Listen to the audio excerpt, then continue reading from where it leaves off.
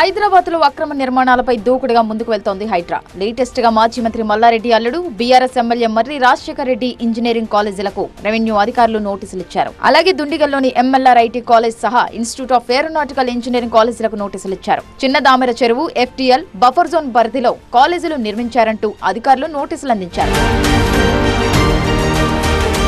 మొత్తం 8 ఎకరాల 24 గుంటల చెరువు ఆక్రమించారని నోటీసుల్లో పేర్కొన్నారు అధికారులు. 7 రోజుల్లో నిర్మాణాలు తొలగించాలని, లేదంటే తామే చర్యలు తీసుకుంటామని హెచ్చరించారు. 489, 485, 484, 492, 489 సర్వే నెంబర్లలో బిల్డింగ్స్, షెడ్లు, వెహికల్ పార్కింగ్ తో పాటు కాలేజ్ రోడ్లు వేసినట్టు గుర్తించారు అధికారులు. దీంతో కాలేజీలను కూల్చివేస్తారా అన్న చర్చ జోరందుకుంది.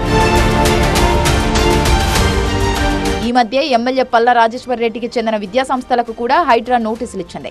మేడ్చల్ జిల్లా నాదెం చెరువు బఫర్ జోన్ లో రాజేశ్వర రెడ్డికి చెందిన అనురాగ్ విద్యా సంస్థలు గాయత్రి ఎడ్యుకేషనల్ ట్రస్ట్ అక్రమంగా నిర్మించారన్న నీటిపారుదల శాఖ ఫిర్యాదుతో హైడ్రా నోటీసులు జారీ చేసింది. దీనిపై పోచారం ఐటీసీ పిఎస్ లో కేసు కూడా నమోదైంది. గట్కేసర్ మండలం వెంకటాపూర్ పంచాయతీ కొర్రెముల రెవెన్యూ పరిధిలోని 813 సర్వే నెంబర్లో ఈ నిర్మాణాలున్నాయి.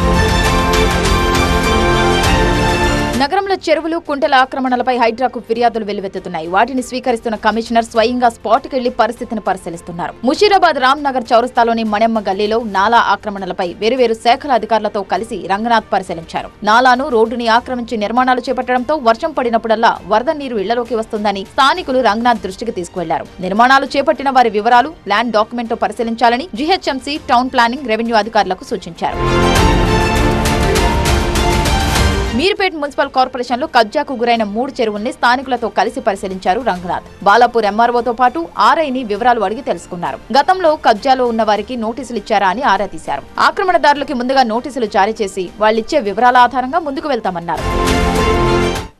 Subscribe for more content.